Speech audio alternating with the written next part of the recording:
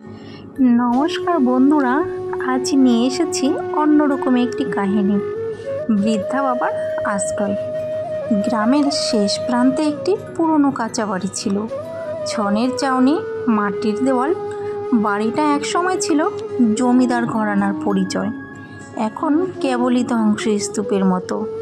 সেই বাড়িতে একা থাকতেন রামকানাই চৌধুরী। একসময় তুখোড় স্কুল শিক্ষক, এখন বয়স ৮০ কোঠায়। চলাফেরায় কষ্ট, চোখে ঝাপসা দেখেন, কানে শুনতেও পায় না ভালো করে।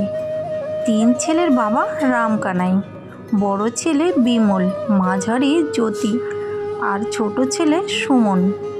একসময় সবাই ছিল এই ছোট্ট বাড়িতেই, কিন্তু সময় বদলেছে। সন্তানরা একে একে চলে গেছে শহরে, চাকরি, সংসার আর আধুনিক জীবনের টানে। রামকানাই ভেবেছিলেন বয়স হলে সন্তানরা তাকে শহরে নিয়ে যাবে, কিন্তু তার ধারণা ভুল প্রমাণিত হয়। সন্তানরা কেউ তাকে নিতে চায়নি।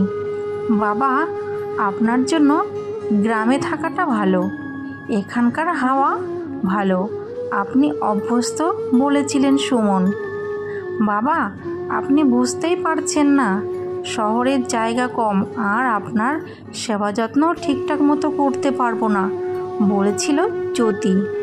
বিমল শুধু বলেছিল, আমরা টাকা পাঠাবো, দরকার হলে কাউকে রেখে দেব দেখাশোনার জন্য। ৩ ছেলের কেউই তাকে নিজের কাছে নিতে চায়নি। একসময় রামকানাই অভিমানী হয়ে ওঠেন।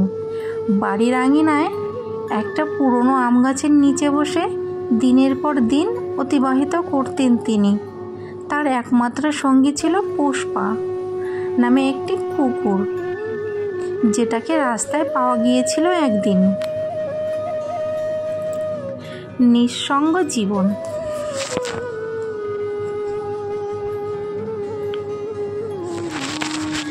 রামকানাইয়ের দিন কাটে বই পড়ে, পুষ্পাকে নিয়ে খেলা করে, আর মাঝে মাঝে পুরনো চিঠিগুলো বের করে দেখি। ছেলেরা আগে মাঝে মাঝে চিঠি লিখত, এখন তাও লেখে না।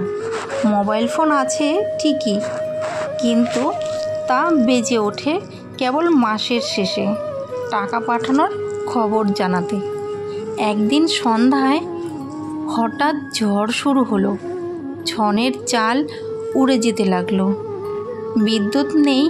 রামকানাই হঠাৎ পড়ে গেলেন মেঝেতে, উঠতে পারলেন না। অনেক কষ্টে পুষ্পার ডাকাডাকি শুনে পাশের বাড়ির গৃহবধূ রেনু ছুটে এলেন। তিনি ডাক্তার ডাকলেন, খাওয়ালেন, ওষুধ দিলেন। রেনু বলল, কাকু, ছেলেদের ফোন দেন, খবর দেন আপনার অসুস্থতার। রামকানাই চোখ নামিয়ে বললেন, তারা ব্যস্ত রে মা, খবর দিলেও কি হবে। একটি চিঠি।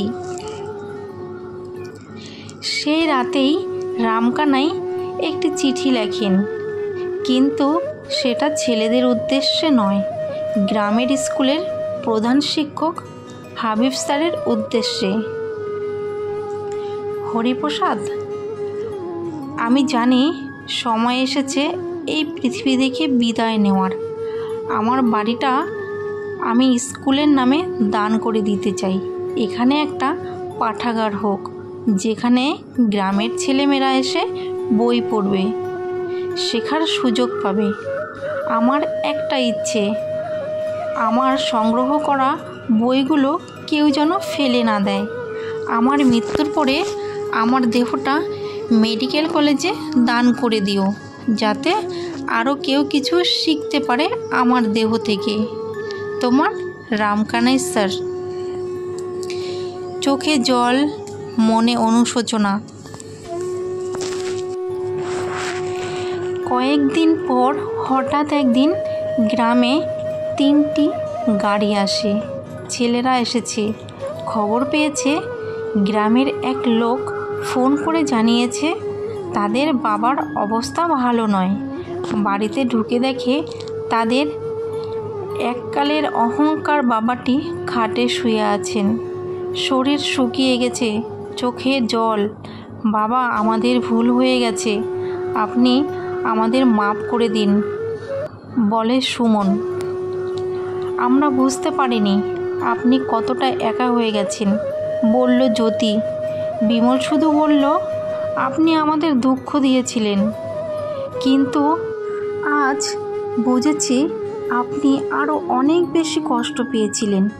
রামকানাই চোখ মুছে শুধু বললেন, তোমরা দুঃখ দিয়েছ ঠিক, কিন্তু আমি তো বাবা, তোমাদের মাপ না করে থাকতে পারি না। শেষ সূর্যাস্ত।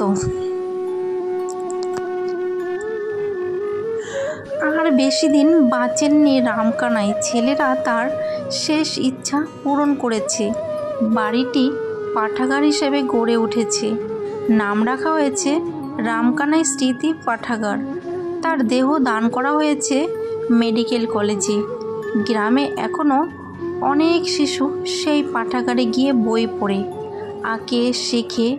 আর রামকানাই চৌধুরীর গল্প শুনে সবাই চোখে জল নিয়ে বলে, একজন শিক্ষক, একজন পিতা, একজন মানুষ ছিলেন তিনি, যার ভালোবাসা ছিল নিঃস্বার্থ, যার হৃদয় ছিল বিশাল আকাশের মতো।